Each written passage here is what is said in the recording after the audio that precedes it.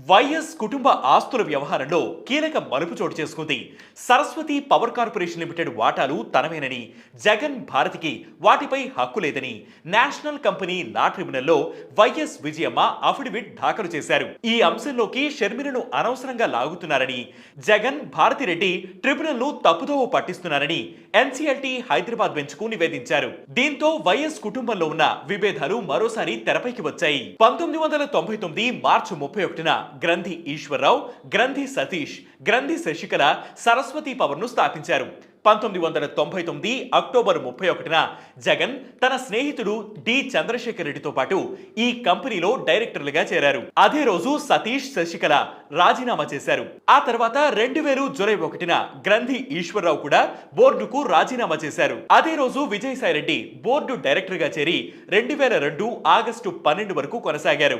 మొదట్లో సరస్వతి పవర్ చాలా చిన్న కంపెనీ. తెలంగాణలోని కరీంనగర్ జిల్లా కాకతీయ కాలువపై 3 మెగావాట్ల సామర్థ్యం గల పవర్ ప్లాంట్ మాత్రమే ఉండేది. 2009 వరకు దీని వార్షిక వ్యాపార పరిమాణం గరిష్టంగా ₹1,00,00,000 దాటలేదు. వైఎస్ రాజశేఖర్ రెడ్డి రెండోసారి ఎన్నికల్లో గెలిచిన రెండో రోజే, అంటే 2009 మే 18న దాచేపల్లి, మాచవరం మండలాల పరిధిలో 1,515.93 ఎకరాలను సరస్వతి పవర్ సంస్థకు కేటాయించారు. ఆ భూముల్లో సున్నపురాయి నిక్షేపాలు కూడా ఉన్నాయి. నిజానికి సరస్వతి పవర్ విద్యుత్ ఉత్పత్తి కోసం ఏర్పాటు చేసిన కంపెనీ, కానీ దాన్ని సిమెంట్ కంపెనీగా మార్చేయాలనుకున్నారు. 2008 ఆగస్టు 18న జగన్ అధ్యక్షతన కంపెనీ సర్వసభ్య సమావేశం నిర్వహించి తీర్మానం ప్రవేశపెట్టారు. కానీ దానికి నెల ముందే 2008 జూన్ 12న గనుల శాఖ డైరెక్టర్ జారీ చేసిన మెమో ఆధారంగా సరస్వతి పవర్ అండ్ ఇండస్ట్రీస్ కు మైనింగ్ లీజు కేటాయించింది వైఎస్ఆర్ ప్రభుత్వం. 2009 మే 18న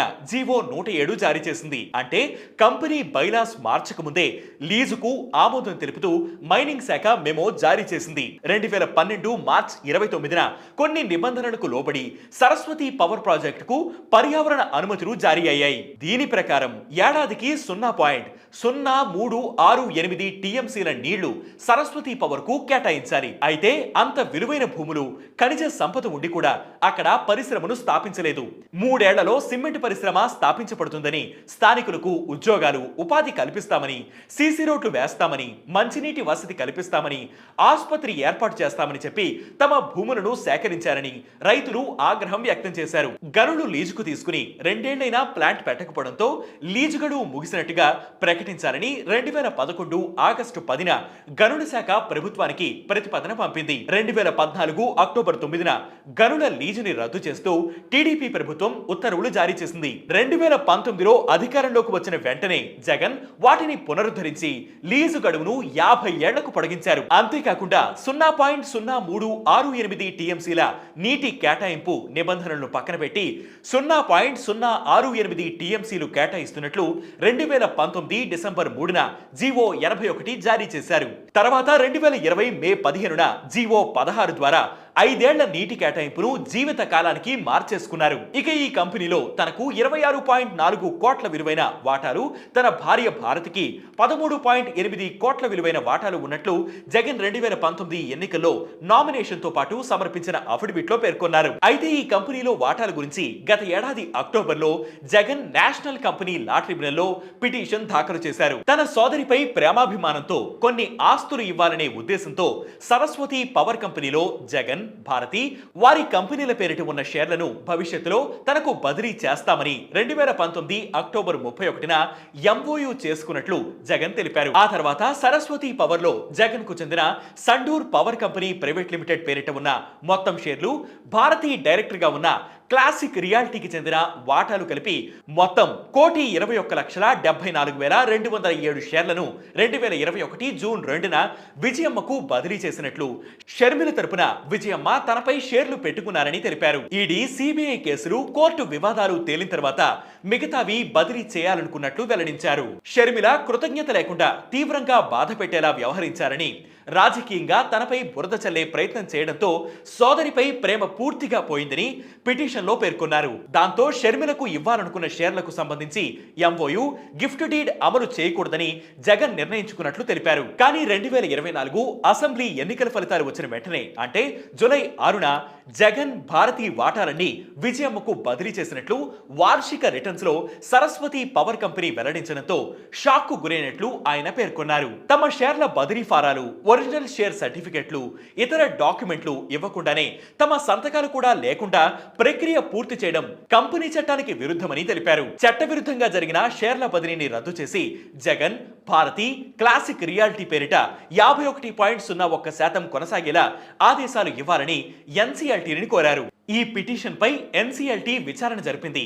ఈ క్రమంలో కౌంటర్ దాఖలకు విజయమ్మ తరపు న్యాయవాది సమయం కోరడంతో తదుపరి విచారణ మార్చి 6కి వాయిదా వేసింది. అయితే తాజాగా విజయమ్మ ఆ పిటిషన్ కు కౌంటర్ దాఖలు చేశారు.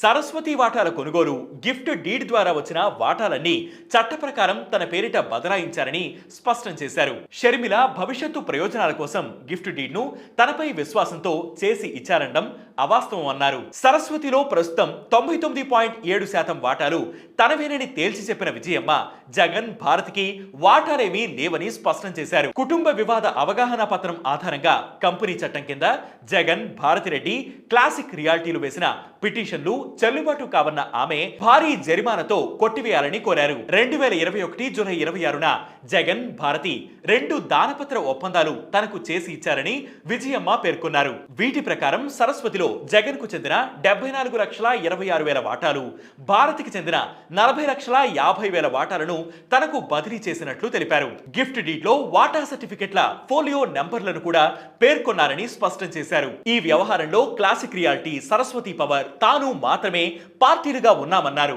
వ్యక్తిగత రాజకీయ వివాదాలను కార్పొరేట్ వ్యవహారాల్లోకి లాగడం చట్ట విరుద్ధమన్న ఆమె భారీ జరిమానాతో ఆ పిటిషన్ ను కొట్టివేయాలని కోరారు. జగన్ షర్మిల ఆస్తి వివాదంతో తనను కోర్టులో నిలబెట్టారని, పిల్లల మధ్య వివాదంతో ఏ తల్లి కోరుకోని విధంగా నిస్సహాయంగా కోర్టులో నిలబడాల్సి వచ్చిందని ఆమె ఆవేదన వ్యక్తం చేశారు. దీంతో వైఎస్ కుటుంబంలోని ఆస్తి వివాదాలు మరోసారి చర్చనీయాంశమయ్యాయి. దీనిపై మీ అభిప్రాయాన్ని కింద కామెంట్ సెక్షన్ లో మెన్షన్ చేయండి. ఇది వాటి బిగ్ స్టోరీ. ఇలాంటి బిగ్ స్టోరీస్ ఎప్పటికప్పుడు తెలుసుకునేందుకు వేటి న్యూస్ యాప్ ని ఫాలో అవ్వండి. వేటి న్యూస్ తెలుగు యూట్యూబ్ ఛానల్ ని సబ్స్క్రైబ్ చేయండి.